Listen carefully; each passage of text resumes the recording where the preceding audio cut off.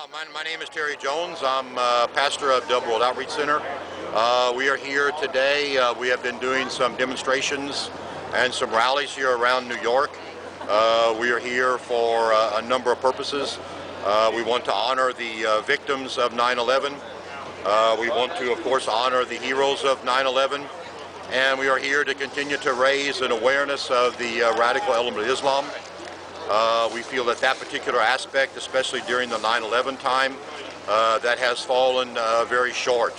I think it's very obvious here in America. Islam is trying to present itself as a religion of peace. As we look around the world, we do not actually see that. We have been speaking on the subjects of Islam. Is it a religion of peace? Is it a religion that promotes creativity? Is it a religion of generosity? And is it a religion that promotes women's rights? So we've been dealing with that because, as we see in America, Islam presents a different face. I do a Christian radio television station out in California with some Arab Christians. And we see there, when you talk to them, you see a completely different picture. We know the picture that Islam that is trying to give us here in America is a picture of peace, and that is actually not the true face of Islam. And as we studied those 3 or 4 aspects, we ran across some very interesting information. Number one, we talked about, is Islam a religion of peace? We see that the Nobel Peace Prize has been awarded 98 times. In the first 77 years, it was not awarded to an Islam, Quran-dominated country. We looked at the aspects, is Islam or the Quran, is it a religion that promotes creativity? Does it promote freedom?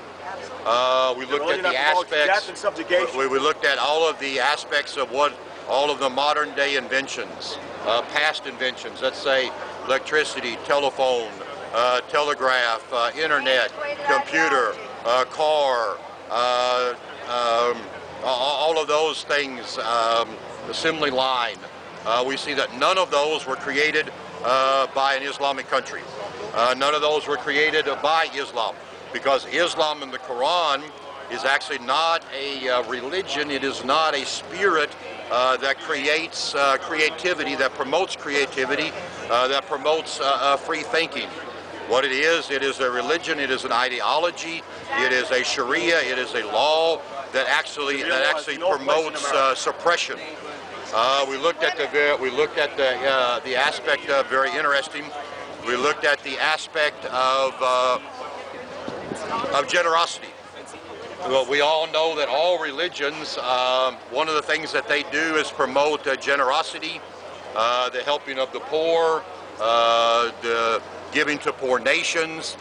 So as we look at Islam, some of the Islamic countries are the most, the richest in the world. We look at countries like Saudi Arabia, Kuwait.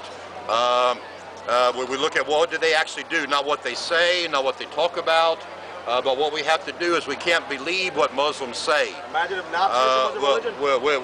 We have to look at what they do. And I have some very interesting figures concerning generosity and Islam. Is Islam a religion of generosity?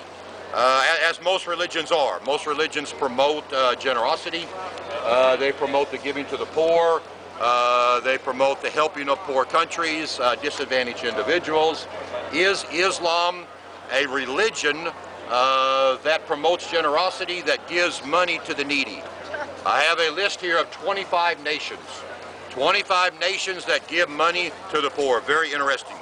The number 1 nation that helps out needy nations is, of course, the United States of America. USA. $23.5 billion. I think as I read some of these, we will find that very, very interesting. Number 2, the United Kingdom. The United Kingdom has given $12.5 billion to needy nations, to hungry nations, to poor nations, to poor people. Number 3, France, $10.6 billion. Number 5, Germany, $10.4 billion. And number 6, or number 5, Japan, $7.5 billion. I have a list of 25 nations. Guess what? We have Saudi Arabia, we have Kuwait, They're among the richest nations in the world. They have more money than almost anyone else. 25 nations. Is Islam a religion of generosity? No. Is it a good religion? No. Is it a religion that promotes human rights? Is that our opinion, or is that an actual fact? Fact. As we look at 25 nations, you do not find one Islamic nation. And 25 nations who give to the poor, who give to disadvantaged nations, who give to poor nations, you do not find one. Number 25 is Iceland. They have given 6.7 million. 25 nations, not one of them is Islamic.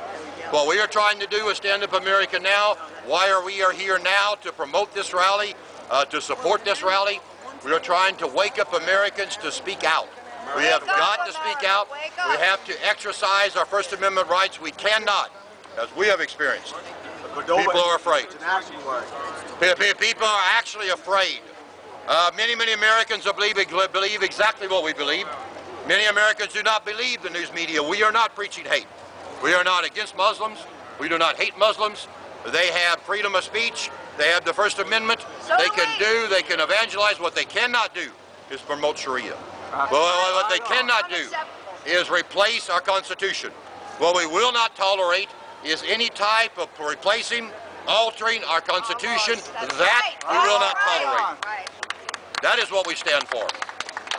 So as you look at these 25 nations, the answer is very clear. Is Islam a religion of peace? They talk about it. No.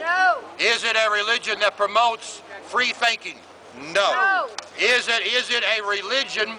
Is it a religion that promotes generosity? No. No matter what they say. We have a list of 25 nations. 25 nations. Not one of those nations is Islamic. That is also the question why we are here. We are here to condemn, to speak out against the Ground Zero Mosque. I have been asked many times, what about their First Amendment rights? True. Do they have a right to build the mosque there? Do we have a right to burn the Quran? Yes. That's right. Yes. Do they have a right to build the mosque there? Of course they do. The question is why. The question is why do they persist? The question is that most of America does not want it. 90% of America do not want the mosque. Why do they not move the mosque? It's very simple to move it down the street. They don't care. It is very simple to show that Islam is a religion of tolerance, peace, and harmony. All they have to do is say, okay, we don't have to, according to the First Amendment, but we will move it. Right. Just the very fact that they persist, the very fact that they say they will not move it, actually to me, and I believe to many individuals in America, proves that the mosque is not a mosque. Exactly. The mosque is not a place of worship. It is actually not that simple. What is the mosque? The mosque is a victory celebration. Exactly. The mosque is a victory mosque. There is no other explanation. That's right. Otherwise, they would just simply say, we have the right. Agreed. You have the right. Agreed. Right. But because of the American people, because of what they want, because we are a religion of peace and harmony, we will move the mosque. Exactly. They refuse to do it. Exactly. Because they refuse to do it, it is very clear that Muslims in America have a hidden agenda. And part of that hidden agenda is Sharia. It don't sound very tolerant to me. No, I spent 30 years in Europe. I was 30 years in Europe as a missionary. I saw Islam grow. What we need to do, we need to stand up, we need to speak out, we need to not be intimidated, we need to not be fearful. Otherwise, we will end up to be Europe. Right now in every single European nation, whether it be England, France, or Germany, no matter what, they are increasing. They are starting in England. No-go zones. If you're not a Muslim, you cannot go. They start in England, Sharia zones, where they patrol those areas. If we do not wake up, if we do not do something, that very thing will happen here. And someday we will wake up, and it will be too late. So our message is all Americans. Let us stand up. Let us not be divided. Let us support one another, and let us hold together, and let us show the Muslim community that, number one, according to the Constitution, they are welcome in America. Number two, they are not welcome if they want Sharia. My suggestion to them is if they desire to have Sharia, they should immediately go home, pack their bags, and leave our country.